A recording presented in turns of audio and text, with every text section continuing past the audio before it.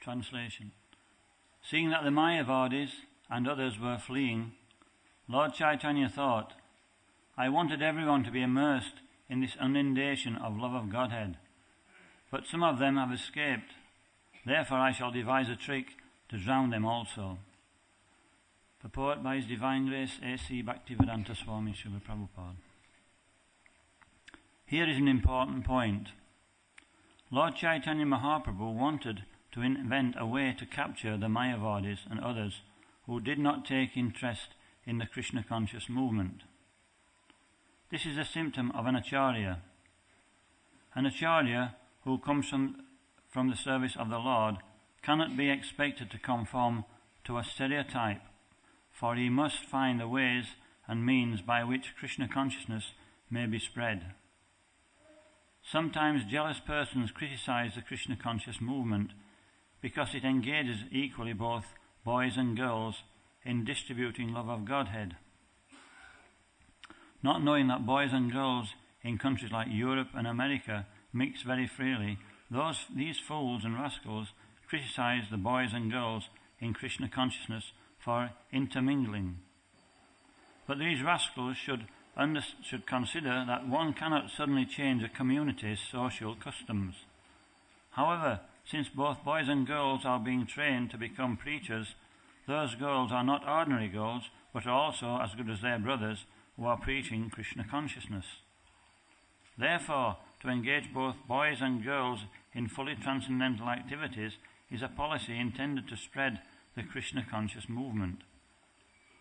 These jealous fools who criticize the intermingling of boys and girls will simply have to be satisfied with their own foolishness, because they cannot think of how to spread Krishna consciousness by adopting ways and means that are favourable for this purpose.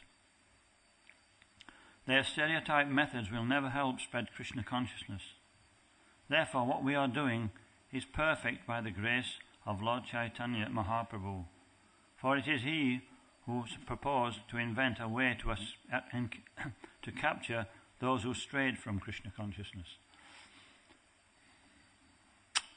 Om Gyantimirandasya Gananjina Shalakaya Chakshurunmilitam Jena Tasmai Shri Guruve Namaha Sri Chaitanya Manobishtam Stapitam Yena Bhutale Swayam Rupa Kadamayam Dadati Svavadantikam Vandeham Shri Guru Shri Yuta Padakamalam Shri Gurun Vaishnavamscha Shri Rupam Sarvijatam Sahagana Raghunatham Vitam Tam Sajivam Sadvaitam Savadutam Parijana Sahitam Krishna Chaitanya Devam Shri Radha Krishna Padam Sahagana Lalita Shri Vishakan Vitamscha He Krishna Karuna Sindhu Dinabando Jagatpate Gopesha Gopika Kanta Radha Kanta Namostute Tapta Kanchana Gorangi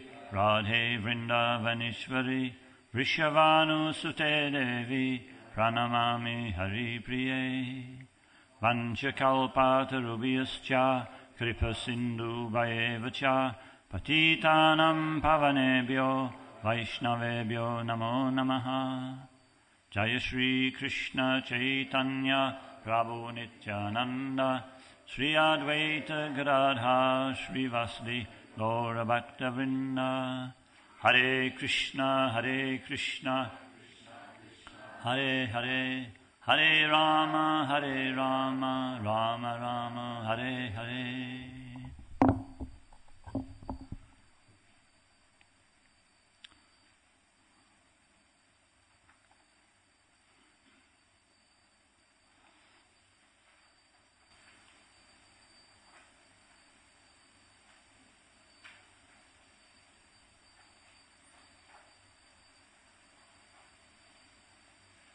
So here Lord Chaitanya, his Prabhupada is explaining, and Krishnadas Kaviraj Goswami, that general tendency of the Kali Yuga is that they don't want Krishna consciousness, they want material consciousness.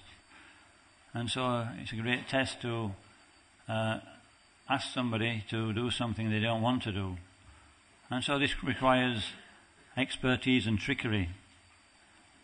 In the previous verse, Prabhupada said actually we should find ways and means to engage the people of this age in Krishna consciousness.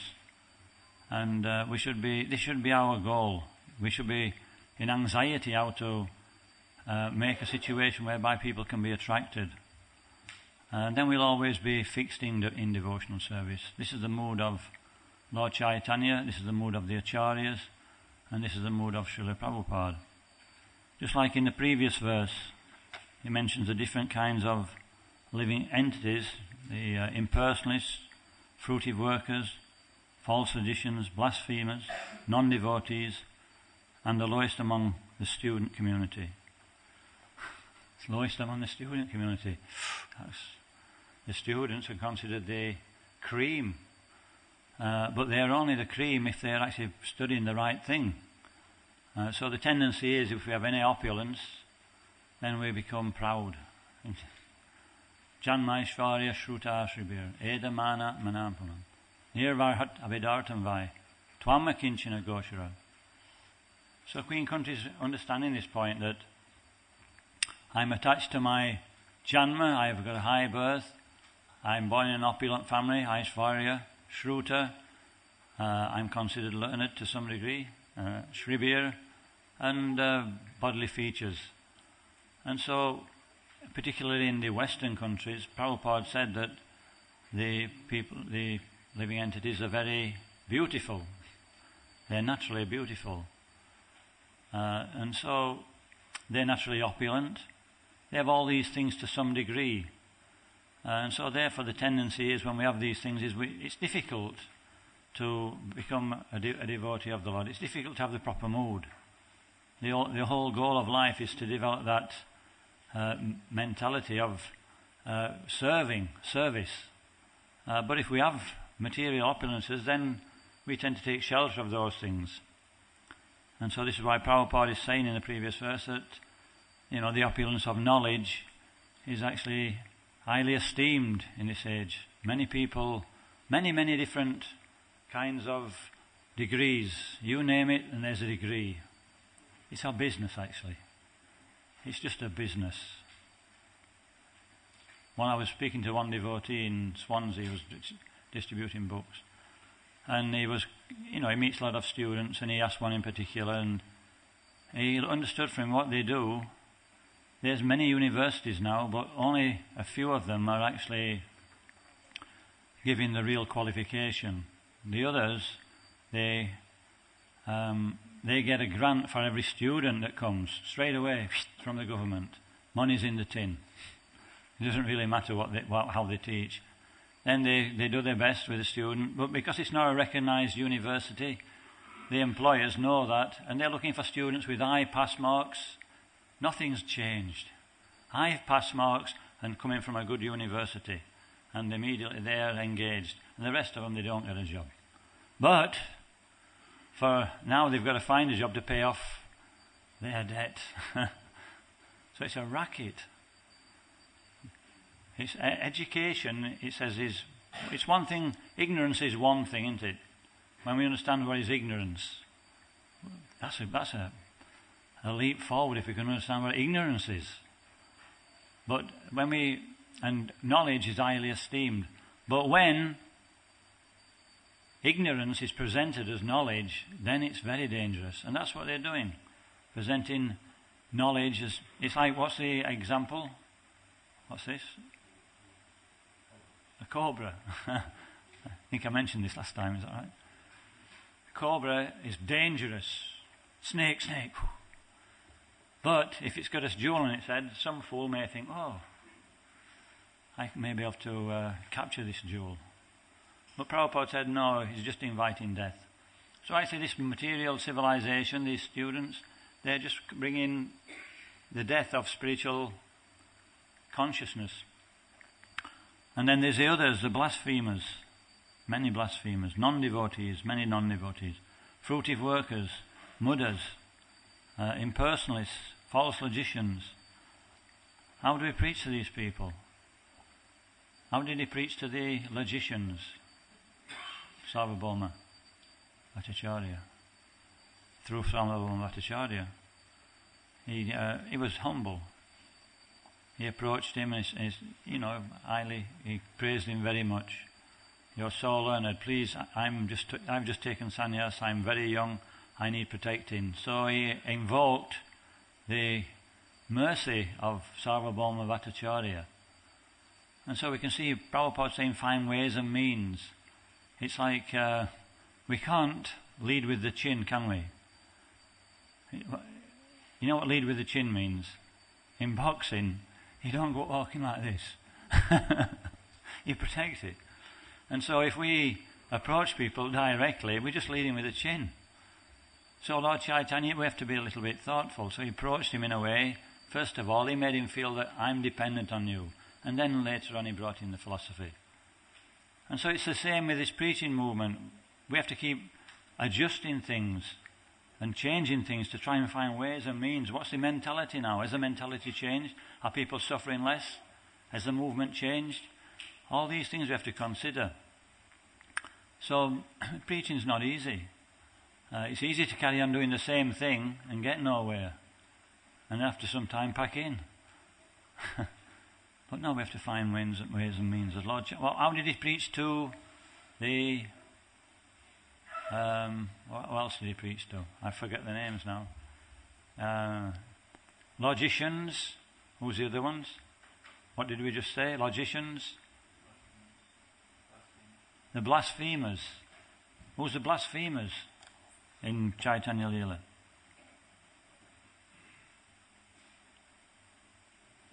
Jagai and Madai. He wanted to, he said, Lord Nityananda said, if you actually kill these two, you'll have to kill everybody. Everybody's like that in the Kali Yuga. So we have to be very, very tolerant, very patient, very merciful. Nature of a devotee is to be merciful. We don't see their bad qualities, but we see what they can become. Very difficult. How do we preach today? What else have we got? The false traditions we've had. Fruitive workers.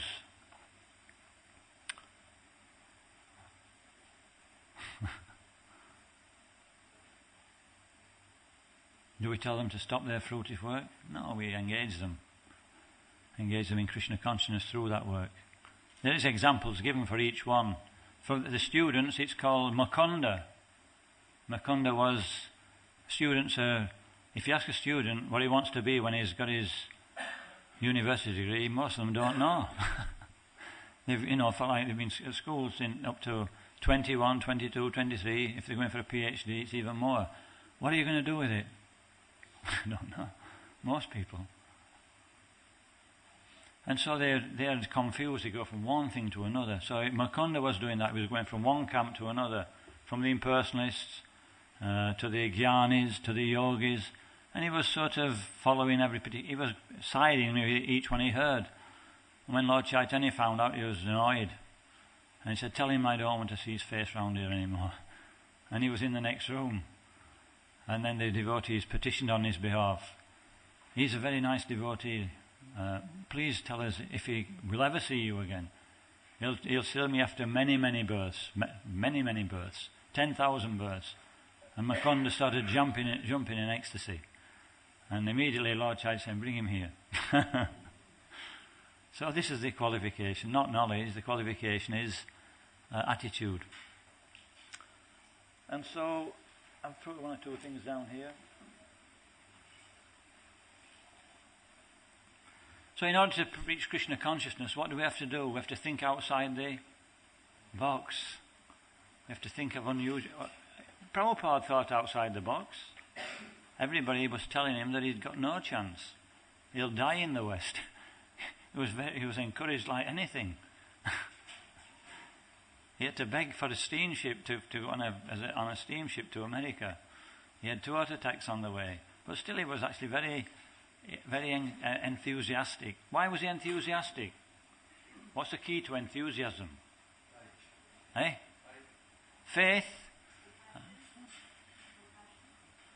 Compassion. Maybe that comes later, I think. Do you think? compassion, I suppose we can get enthusiasm from, we get a reciprocation, but we may need something else before that. What's that? Love for Krishna. Well, I mean, definitely we'll be enthusiastic if we have love for Krishna. But maybe we're trying to get it. Maybe we're trying to get it. What does Nectar of Instruction say? It says that we should be enthusiastic. Comes from patience. Patience and confidence. If we understand the philosophy of Krishna consciousness, if we understand the Acharya's mode, then we can become confident. Become confident about our own process and confident about spreading Krishna consciousness. If we lose confidence in the process of spreading Krishna consciousness, we'll never preach. And and then we can be patient. We can try different things. Prabhupada was patient for 40 years because he was confident. And he was enthusiastic also. So where does enthusiasm come from? What's the definition of enthusiasm? Is it we jump in kirtan? Is it everybody who jumps in kirtan, they're enthusiastic? Everybody who can't jump, I'm sorry. Eh? I'm not very good at hearing, that's it. Surrender. Yeah, but what is surrender? That's a whole question. You know, we may see what seems like surrender, but it may not be surrender. Endeavouring with intelligence. Using our, understanding what we're doing. Working it out. What's my goal? Where am I going? How can I achieve it? Where is the movement going? How are they going to achieve it? Then it becomes pretty clear, doesn't it? If we're going somewhere on a visit, what do we need to know first? Where are we going? We don't start, packing our things, and somebody says, where are you going? So I don't know. I'm just putting everything in there just in case. But we do that, don't we? We'll try this, we'll try that. What's the goal of this? What? We're trying to give out books. And what's the result? What are you going to do when you give out books? I'll take prasadam. No, what's going to follow up from the books? And then when people start to come to the temple, how are we going to cultivate them? So, it creates a whole different outlook on the situation. So Prabhupada, he had that right from the word go. He was working it out as soon as he got the message from his spiritual master. He was thinking about it. And for 40 years, all the way through, he was thinking, how can I put this into practice? And he was checking with him, what do you really want me to do? And then when he came to the West, he came to Boston, and the Captain Pandya said, we'll take you ashore, Swamiji, to have a look round, a sightseeing tour of America, first glimpse. And when Prabhupada came back, he immediately got his pen and pencil out and started writing a poem. I'll read the poem, shall I? I think everybody knows this one. Marking Bhagavat down. My dear Lord Krishna, you are so kind upon this useless soul, but I do not know why you have brought me here. Now you can do whatever you like with me, but I guess you have some business here. Otherwise, why would you bring me to this terrible place? Most of the population here is covered by the material modes of ignorance and passion. Absorbed in material life, they think themselves very happy and satisfied, and therefore they have no taste for transcendental message of Vasudeva Krishna. How will I make them understand this message of Krishna consciousness? I am very fortunate, unqualified, and most fallen. Therefore I am seeking your benediction so that I can convince them, for I am powerless to do so on my own. Somehow or other, O Lord, you have brought me here to speak about you. Now, my Lord, it is up to you to make me a success or a failure as you like. O Lord, I am just like a puppet in your hands, so if you have brought me here to dance, then make me dance, make me dance, make me dance as you like. So Prabhupada didn't know. He was dealing with unknown quantity, and he completely changed his outlook. He on his way to Pennsylvania, through the Pennsylvania mining and steel industry, you could see he was just completely in the mode of passion. And then he arrived at Butler, Pennsylvania, And for, I think it was 2 weeks or more, he just analysed the situation. He was just weighing up people who used to come to, Saliaga Wall, was it, the house? He was seeing how they lived, seeing how people lived, and he was seeing what the adversary is. Well, they're not adversaries, but what the opposition was. In a war, what do they do? What's the key thing, the art of war?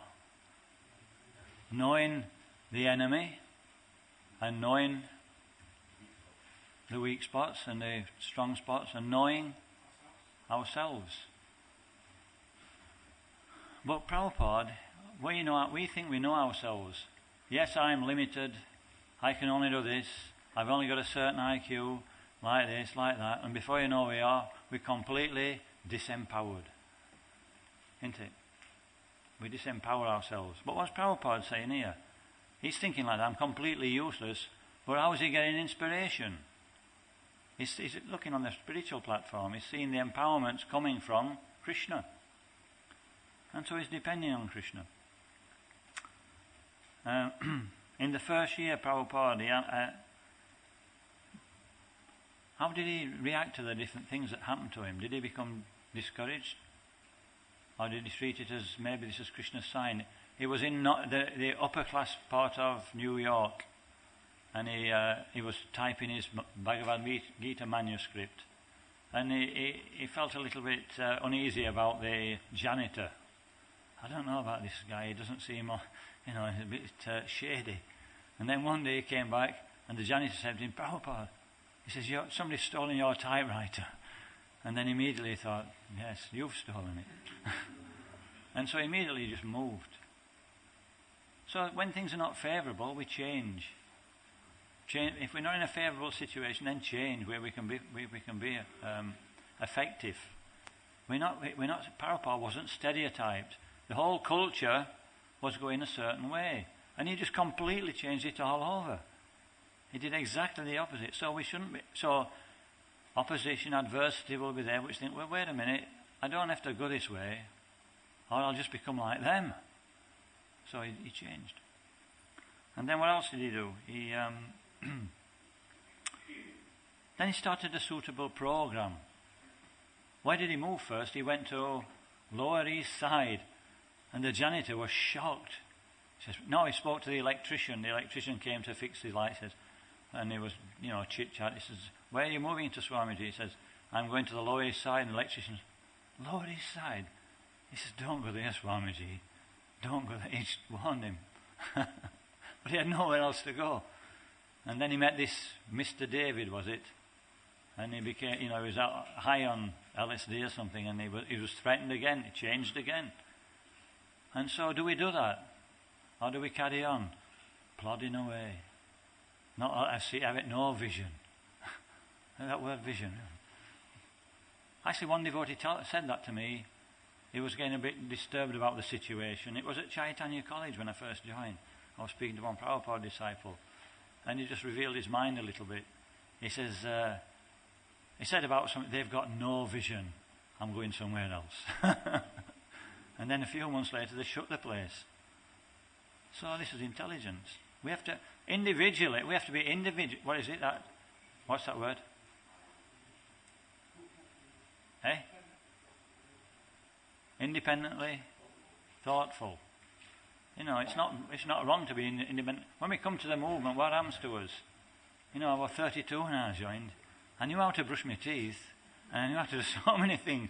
And they were telling me, oh, wait a minute, this is too much. And then, you're just going to do something, somebody does it for you. And I was feeling, I'm becoming like a vegetable. I'm losing the ability to think. I'm being wrapped in cotton wool. What they call it, talcum powder. No, we've got to get out of that. We've got to let people, give them some room. Micromanagement. It kills everybody's enthusiasm. Give them some room. Give some guidance at some point. But we have to prepare to do that. And when we do that, then we see Krishna working in the situation. So Prabhupada was thinking like that. Anything else?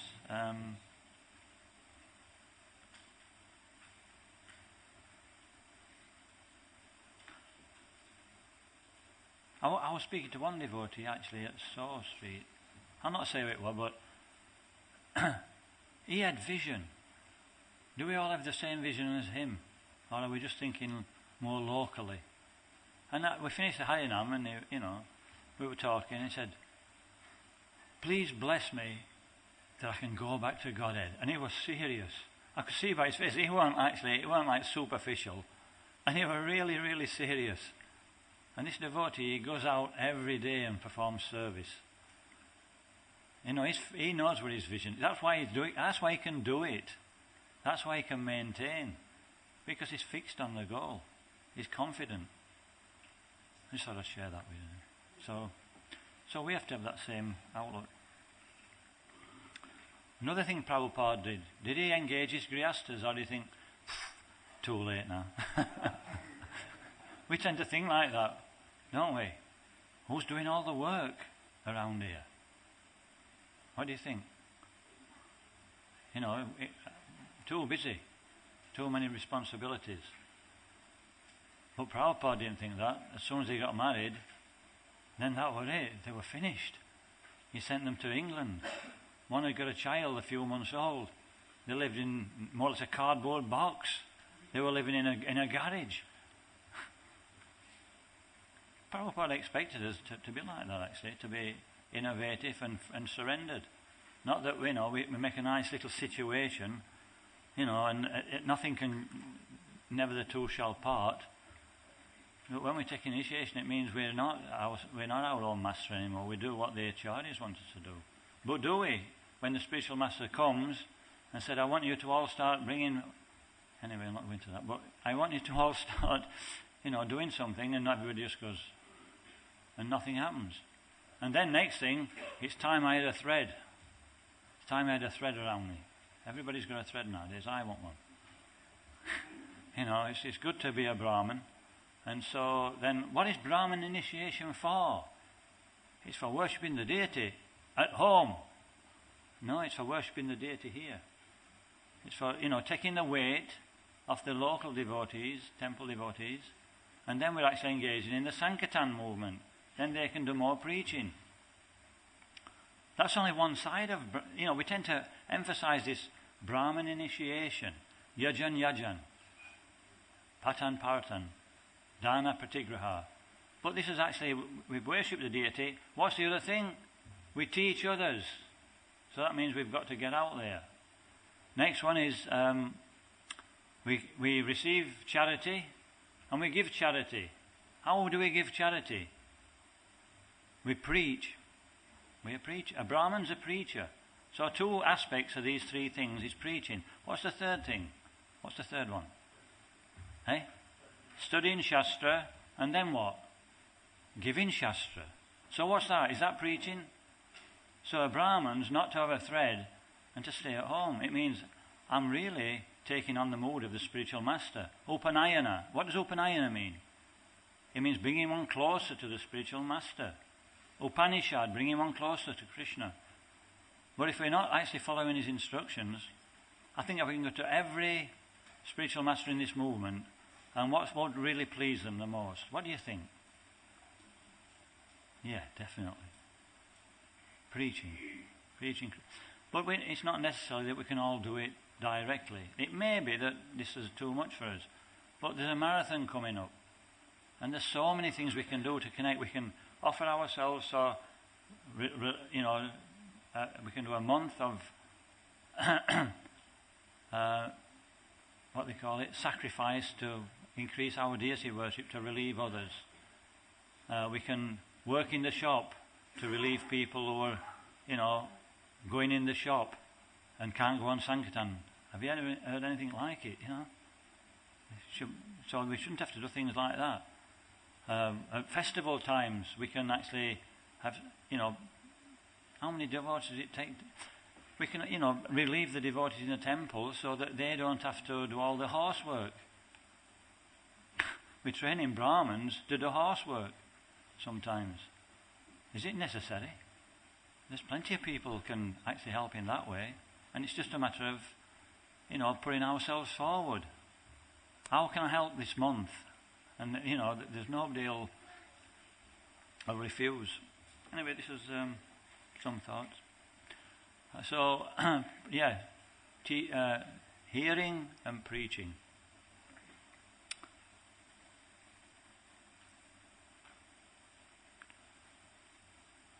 I mean, when you go away from this temple, are we talking about, are we still in the verse? I think we are, aren't we? You know, finding ways to preach, using our loaves. But it starts locally, doesn't it? You know, we're thinking, where's the men? Wait a minute, there's some here. There's thousands on them. Bring them in. Then we go to, you know, so we've got thousands here, and then we go outside, you know, of Watford or London, and they're all struggling like anything. You know, you've got a few Rias who, like for 15, 20, 25 years, have been running on Manhattan. They make a devotee, there he goes. They make a devotee, there he goes. No brahmacharis come to support them. Instead, they starting up other centres. They start up other centres, and then they bring them up to the same point that these are at, and then they struggle. You know, we've got to use this loaf. Let's support what we've got. Let's, you know, really think about if we can relieve somebody. If for 6 weeks somebody can perform donkey work, and somebody can replace him, then it's 6 weeks that the temple didn't need him. Why don't we send him to another small centre and enliven them? You know, it's just a matter of being a little bit innovative and thoughtful. What do you think? Keep it quiet. So times have changed. We're more congregationally based, aren't we? So we have to think congregation. You know, when I joined, they were like, you couldn't get in the temple room for brahmacharis. You know, all the matters, you had to go to the back. And now it's completely different. You know, it's all grihastas. So who's going to do all the work? Who's going to do all the preaching? What we look at other movements, you know, when we knock on the door, guaranteed, it's Jehovah's Witness. Or we go on the street. Who's there every day with a badge on? Elder. What they call them? The Mormons. You know, they can't actually become a proper Mormon unless they spent 2 years in boot camp. You know, going out there and preaching. And so, you know, we're not doing that. We tend to. There are a lot of preaching. I'm not criticising. There's a lot of preaching going on, but I'm just seeing that we seem to be struggling for a lack of engaging where we could engage. That's all. And you know, it's up to us if we're devotees, especially if we're initiated, and more especially if we're Brahmins, to think how we can help Lord Chaitanya's movement to go forward. And we can do it if we're just a little bit thoughtful. We can do it in so many ways. Harinam, yeah, this marathon. Would anybody like to know what they can do with this marathon? I mean, the temple devotees can go out on the street, or they can do it door to door. This is another one. It's a little different. Maybe not so many books, but quality contacts.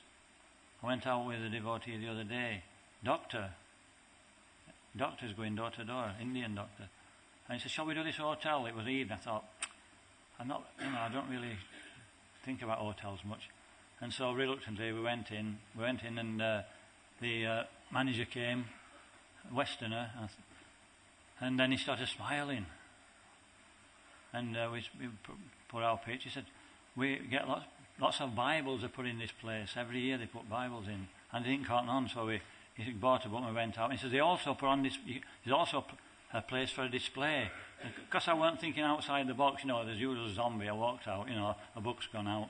And then he said to me, we've got some sponsor books, why don't we put them in? So we filled all the hotel with books and then put them on display.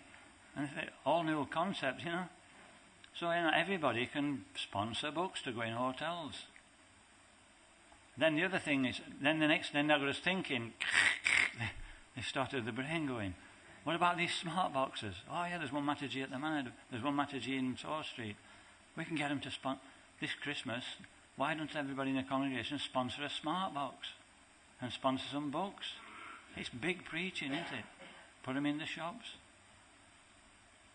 We don't have to, it's like if we think, we save ourselves a lot of work, don't we? If we think things out, then we can achieve a lot without so much effort. Anyway, we'll be getting more information about that in due course of time.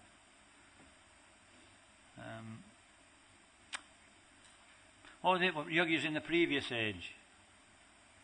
In the previous age, it was a Brahman boy, matted locks, black deerskin, water pot, and staff. And his name was Hamsa. He had many names. And he did what? What was this yajna for the first stage? It was meditation. And then in the next stage it was same, but he didn't have golden hair, he had a red complexion. 3 black deerskin, tree bark, water pot, 2 spoons, this ring a bell, 2 spoons, and 3 threads for the three Vedas. His name was Yajna. So the yajna for that age was sacrifice. And then in the Dwapara Yuga, Lord Krishna himself appeared in his bluish form. What was the yajna in that age? Deity worship. When the Pandavas took Lord Krishna back to Hastinapur after the battle. Anyway, when they accompanied him, all the Pandavas performing different types of worship. And Bhagavatam says this is the age of Dwapara Yuga, the temple worship. And what's it in this age? Sankirtan Yajna. So actually it's a yajna. We have to appreciate this is a yajna which pleases the Lord. This is a yajna through which will spread Krishna consciousness. And it's possible to perform some yajna if we really want to. So we have to take on board these verses, the Chaitanya Chaitamrita. They're relevant to us. We should be trying to imbibe them and understand how can I be effective in this Lord Chaitanya Sankirtan movement. And if everybody's thinking in that terms, then we can be very, very effective. It's like the Battle of Agincourt. I don't know much about it, but I read a little bit, but just to get this point across. It was the English, Henry V. They were in France, and they'd beat the French quite a few times, so the French were really they were really wanting to get their own back. And so they had a huge army. I think it was, some say 3 times as many, sometimes 6 times as many as the English. And the English, when they were travelling through France, they lost half their army due to disease. So how many were left? And then the French started to attack, but Henry V, he used his head. He planned it all before, and it wasn't, even though, things weren't going well, he was still enthusiastic. And how did he win? He positioned all his men in the right place, he had the right weapons, he'd done his homework, and they beat them. How did they beat them? It says their armour, the French armour, was far superior to ours. They had more men, they had more weapons. How is it? This is like the Kali Yuga, isn't it? When we go down Oxford Street, we've got the full blast of Kali Yuga, and you've got a little Sankirtan devotee with some books. You know what I mean? What's he doing? Kali's looking at him, look at this guy. But, it's been thought out. We're infiltrating Kali, he doesn't even know. So how did Henry V do it? It was the longbow. Very powerful longbow. And they had armour-piercing arrows. And they positioned themselves above the French. And they just rained arrows on them. And they beat them. They couldn't even get near. There was hardly any clash. And so, we have to think like that. How do I, instead of just bulldozing, how do I actually, what can I do for this Sankirtan movement? And they'll find that there's so many brains here. Anyway, it's nearly 5 to. So Lord Chaitanya gives many verses. He said, didn't he, in the Chaitanya Chaitamrita, what did he say? How can I do it all on my own? He's beckoning to us. How can I do it all on my own? It's for you to do. He could do it all on his own. So he says these verses we've heard many times. Pritiviti atiyata nagaradigram. Sarvachar prachara haibe moranam. Yari deki taraka Krishna upadesh. Amara agnaya guru tana hana edesh. In as many towns and villages as they are on the surface of the earth, my holy name will be broadcast. Teach, become devotee, become spiritual master, and teach everyone the science of Srimad Bhagavatam Bhagavad Gita. Bharati bhumiti hoila manisha janmajod, janma sakati kara upakar. Those who especially take the birth in Bharat, then they're particularly qualified, or particularly obliged. The eldest son is given more of a telling off if he does something wrong than the youngest son, because he's got more experience, he's more intelligent, he's more qualified. So those who are given that opportunity, they should especially see that it's my responsibility to give Krishna consciousness to everybody.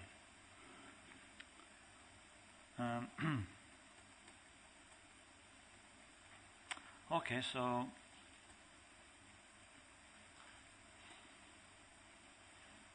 last verse. Tapyanti loka tapena sadava prayaso gyanaha paramardhanam taddi purushaya kilat manaha. It is said that the great personalities almost always accept voluntary suffering because of the suffering of the people in general. This is considered the highest method of worshipping the Supreme Personality of Godhead, who is present in everyone's heart. Yaidam paramam guyam bhaktisha vidashati bhaktim mai param mami vaishasi samsaha. So this is how to get the mercy, to be conscious of helping this Sankirtan movement go forward. Okay, does anybody have any comments, any questions?